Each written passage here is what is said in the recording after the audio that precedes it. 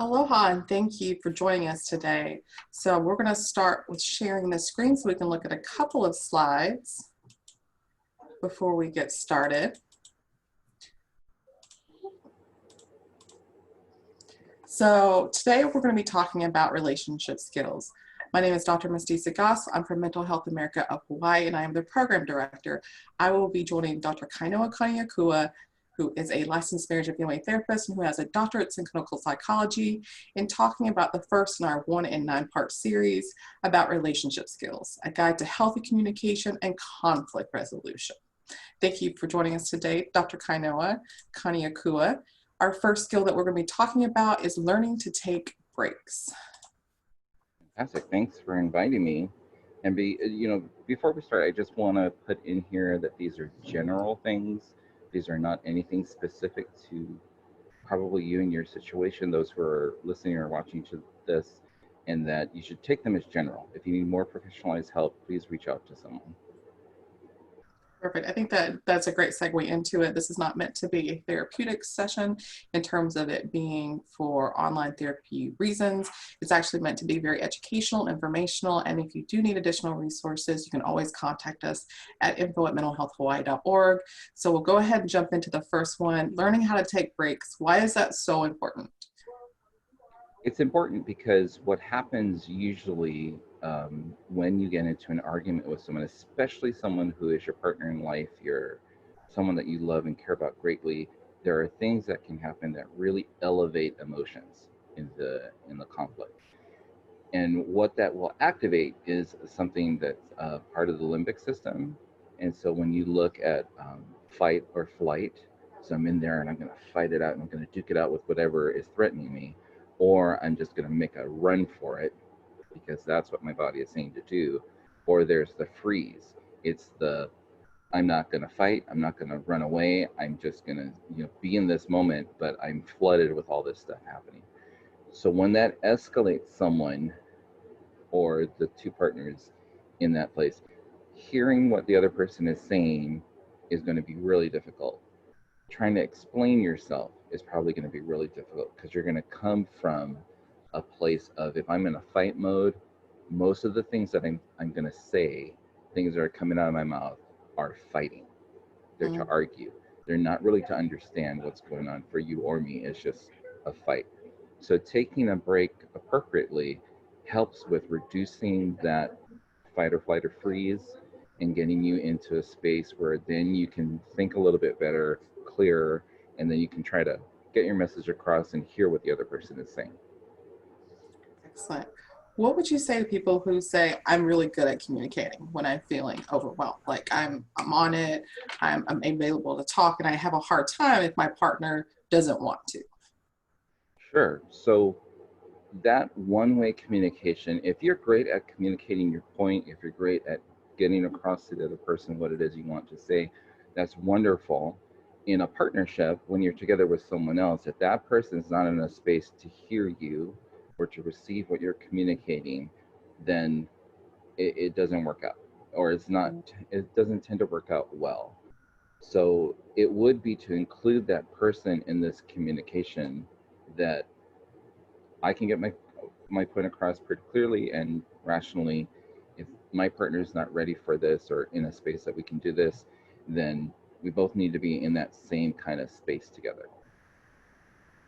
Some of the things that I have heard when I've worked with clients, especially couples, is a concern that if they don't talk about it then, they don't know when it's going to be talked about. So what would you say to that?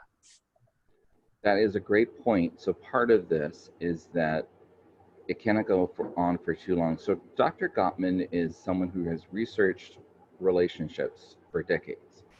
And he has talked about like what would be an appropriate length. So about 20 minutes. 20 minutes is usually when we can regain our self-control on things, that our body allows us to kind of level down to something that's a little bit more calm. So from those 20 minutes, you and your partner agree to whatever works for you folks on how that is, and to get into a conversation together. So in my mind, I'm sorry I'm pausing so much, but in my mind, I'm trying to reason this out, because You may be a type of person who can't take a break or finds it very hard. Hmm. If your partner says to you, okay, I think it's too much right now, we need to take a break, that could come up to you as, oh, you don't care. You just don't want to resolve this. You just want to bail out like usual. So a lot of those things come up, still continues to escalate for you. So it might be very difficult to sit back and say, okay, I see this, this is what it is. We do need this kind of break. So something that's helpful with that is if there's an agreement of, and I'm talking about an agreement before you even get into the fight. Because once you're in a fight or disagreement, a heavy disagreement with a partner, it's hard to agree on anything. Yes. So this has to be done beforehand. You have a conversation about what it means for you when you get escalated, what it means for you and your partner to have time apart, agree that that time apart is helpful to de-escalate, agree that we will get back together. If you have that agreement and if you have that trust with your partner that, okay, we're going to get back together and do this, we're not going to just let it go, then if I'm the person who feels if we stop now, then we probably won't ever resolve this. If we've had that conversation, if we've had that agreement, and I trust that we're going to get back to this, I can allow myself the space and say, okay, let's do this for now. Awesome. So I was thinking about it. So we're talking a lot about, so if you look at it from emotionally focused couples therapy, which is actually Sue Johnson and not Julie and John Gottman.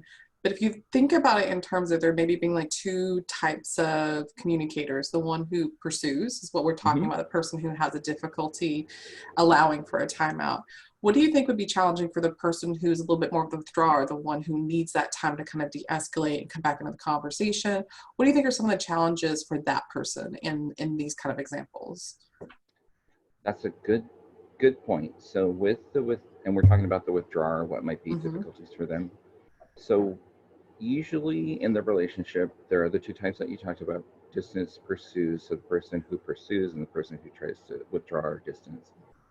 And then there's other combinations to that, which we can talk about later. But with the withdrawer, it's usually to remove themselves from a circumstance that there's too much going on or too much happening, or there's a threat that they feel to their relationship and to their closeness to their partner.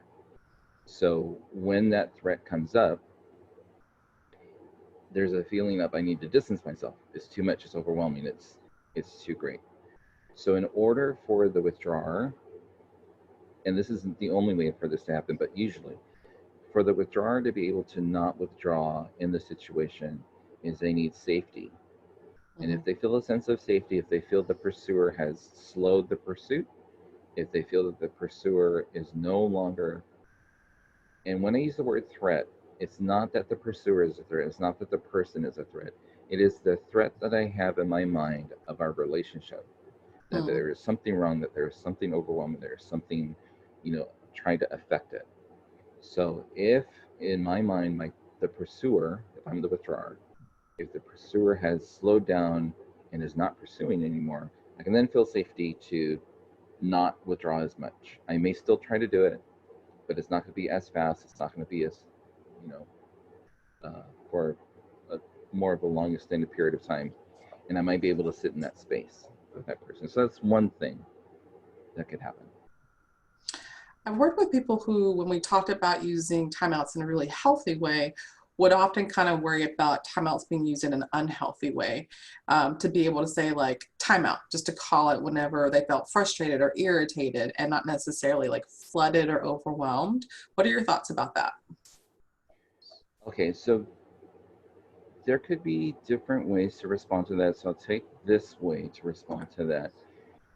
So if, like how you said, if I feel myself getting irritated, if I know myself and I know that my irritation will then take me into I'm going to get aggressive with this Mm, person verbally, then if I can see that cue of I'm getting irritated, I do need this break. However it comes out of my mouth, which it doesn't usually come out as very sweet and pleasant of, I think we need to take this time to, no, It comes out in that huge bark of, fine then, just don't talk to me anymore. Just let's take a break and we can get back to it later. So that's one way. If I know that's me, if I know what's coming next is going to be a more escalation, then that's one thing. If Now this gets into some other things that are more like technical psychology wise when it comes to how we attach to others, our attachment that we have to other people. If I am under something called avoidant, where any threat to the relationship or anything that it is, my automatic is to break it, to just say, fine, I'm out, gone. Um, if that's my tendency, I'm not aware of that, and I don't know what's going to happen next. I just know I feel the threat. I don't want this anymore in the moment, and I'm going to break it. I'm out. That's the part. And most people don't know that this happens with them, that that's the response, that that's what comes up. And that comes through either getting to know more about what it is, finding professional help or something like that. That's the part where it becomes a problem, because it seems that anything that is perceived as a relational threat is just an automatic cutoff. Okay, I'm out, I'm done, I don't want to talk to you anymore, I'm finished. And then they're back together, and then it happens again. So that could become a very negative cycle for a relationship if it's used that way. Oh, absolutely. I think that you brought up a really amazing point that I think people don't talk about a lot. And it's the fact that there are these different attachment styles that we learn along the way. We learn it from who we were raised by, we learn it by our first relationships that we encounter. And that it's really important to honor the fact that people come from very different backgrounds, and that absolutely impacts their style and capability of attaching to others. What do you think would be, and this is kind of just like throwing it out there, but what do you think would be a good idea if someone's watching today thinking like, I do struggle to attach when I'm feeling overwhelmed or feeling upset, like what would be a good recommendation for them if they're wanting to work on that? Um, always my first recommendation is to seek someone, not a friend, because you don't want to put that on a friend of yours, but find someone who has a background that can be helpful for you. And when I say background, of course, I do mean those who have gone through training, have a degree, and you know um, have met the requirements that they can practice mental health of whatever they're doing, like in the state. I also mean anyone culturally, so diversity, Mm, anyone culturally who has the understanding of, you know, what relationships mean or what it is for them. And, you accept them as being someone who, can um, offer knowledge and a helpfulness to you, then those are the type of people as well. So, yeah, there's the professionals, and there are also, like, within cultural types of aspects, we have people, kupuna for us who are Hawaiian, um, or kahu, or someone that knows things that could be helpful for us in a way that we find helpful in cultural means and things like that. So that's one way. Another way is, you know, we live in we live in a Google society, so everybody says Google it, or like, oh, I'm gonna check it and look it up on Google kind of thing. It seems to become an automatic that people do that. And I'm not someone who says that knowledge is not a great thing, but trying to interpret it and trying to understand it is can be sometimes difficult. So you probably would need some guidance, and you can look at these things and try to understand them and try to incorporate them into your life, which is great. But there's so much information out there, and there's so many people who do not quite understand what they're trying to share, that they may do it in a way that's not as helpful for someone. So, that's what I would say. Go through the means of, someone who can help with whatever your situation is, professional, or someone who culturally, or even spiritually, if that is what works for you, and to do your own research, to do your own kind of thing. But even with that, like, probably need a guide with it, because it's going to be something new. absolutely. So one last question, and it's because I think I worked with people who are diagnosed with post-traumatic stress disorder. Are there special kind of changes that we would make to the rules about taking breaks when your partner is someone who's experienced trauma, who may still be experiencing the symptoms of the trauma, and they may have a harder time getting back to regulating their emotions, or they might easily feel like flooded and overwhelmed in conflict? Hmm. Um, let's see. What was the question again? Just to make sure that I have clarity on it, because I hear the PTSD thing and my mind just goes, there's Yeah. a lot of that. So when I worked with couples who there was a partner who would be diagnosed with post-traumatic stress disorder, what I found, what I saw was that sometimes the breaks needed to be longer because it would take them longer to kind of self-regulate, but Hmm. also when they came back from it, there would often be an agreement that they would discuss the topic, not that day, but like the next day, and they would determine like a very specific time frame. So I'm feeling very overwhelmed right now. I'm going to need to self-regulate. I still need time to do that, and it was longer than the 20 minutes because it took them more time, and then it would be to reconvene so they had time to also process the content of the conversation before having it again. And so we would often say, okay, you're going to have it in 24 hours. Are you going to be available for dinner and for lunch? And sometimes if there was another trigger that happened during the day, we would have to reschedule again. So it's the idea of we have all these different factors that impact us, from the way that we were modeled relationships and attachment, how those grew out of our experiences, but also these other things that can happen in childhood and adulthood, which includes, of course, trauma. So how do you think it'd be best to adjust taking breaks for someone who might still be affected by their trauma? Yeah. Okay. So the way that I would conceptualize that and look at that.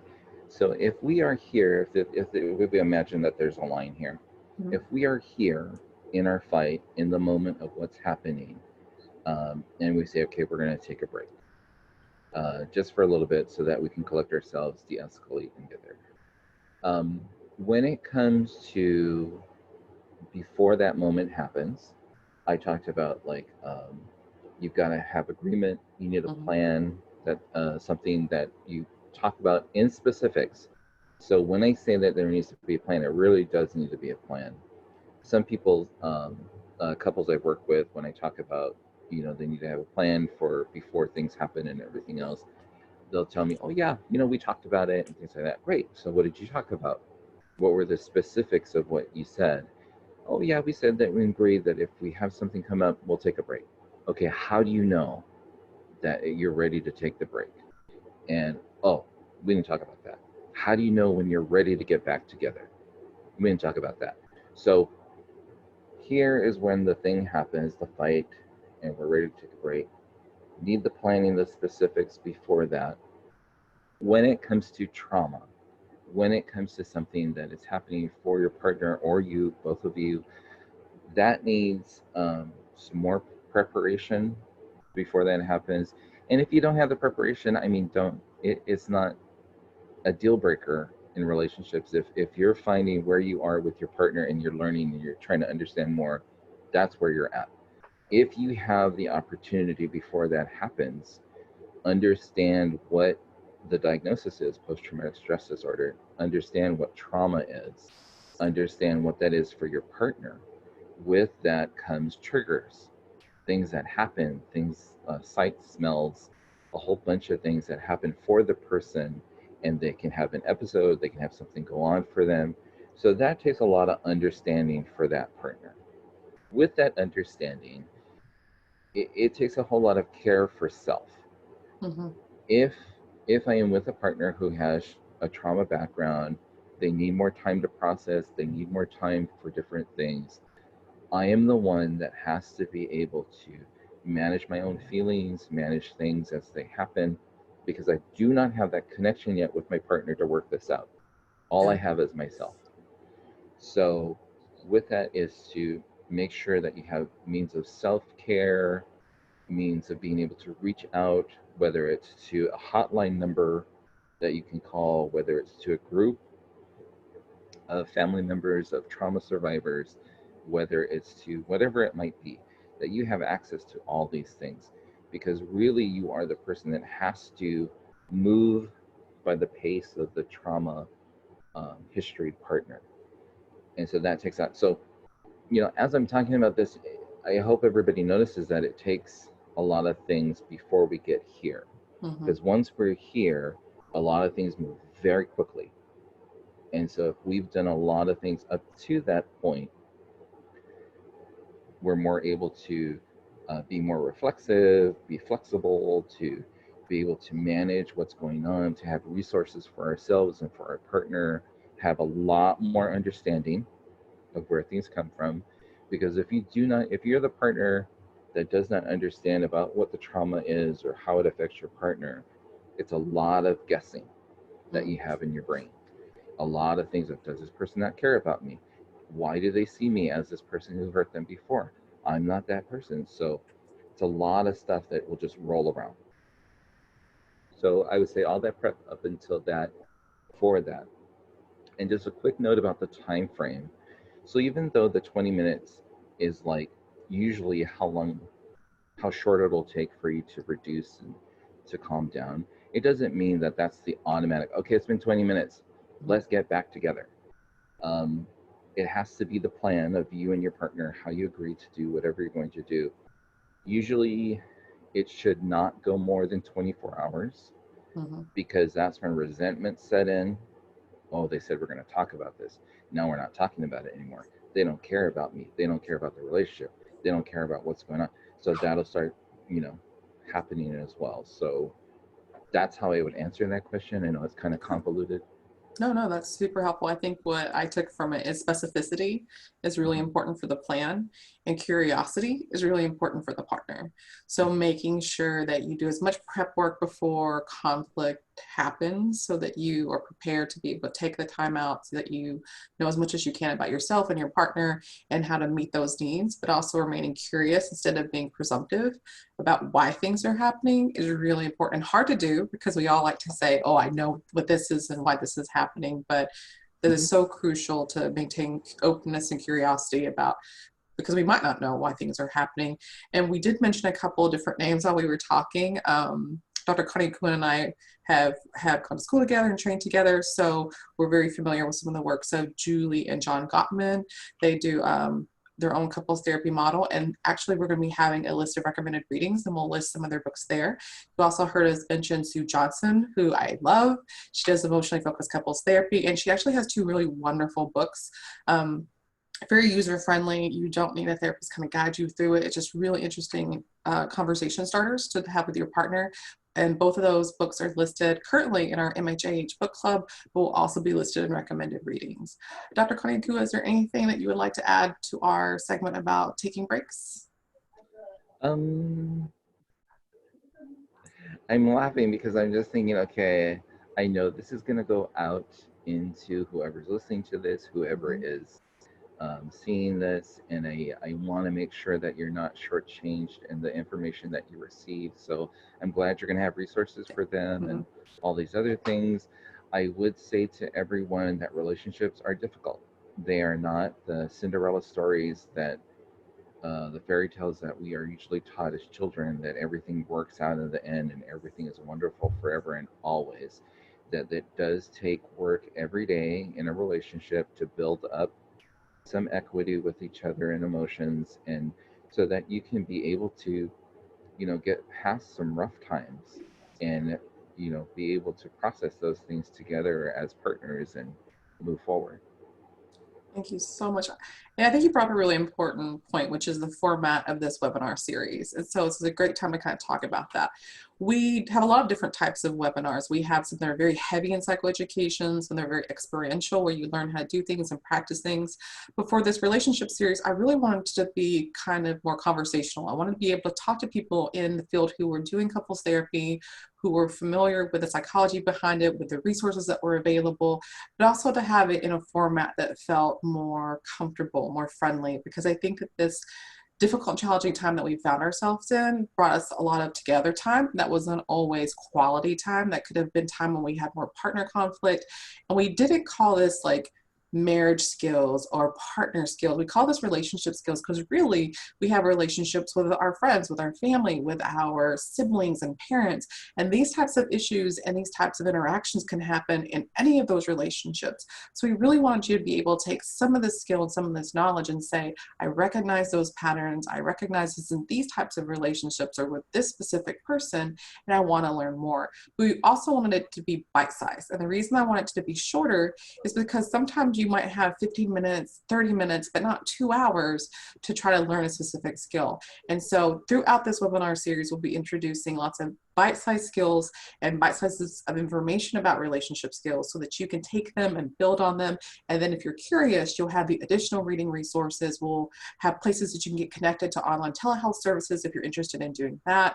We really want to make this something where you could take that lunch break, learn a little bit more about yourself, learn a little bit more about your partner. I just want to say thank you so much for joining us today, Dr. Kaneakua. I look forward to the other 8 pieces of the series. Yeah, thank you so much. And thank you and your agency for providing this for everyone who's listening. Absolutely. I'm just going to end this just really quickly by sharing the screen so we have the information that's available in case anyone has any questions and want to follow up regarding what we're talking about today. So you can go to our website at mentalhealthhawaii.org. We have a Get Connected banner. When you click on it, it will take you to online services. There's a place for screeners in case you're feeling anxious or having other mental health concerns.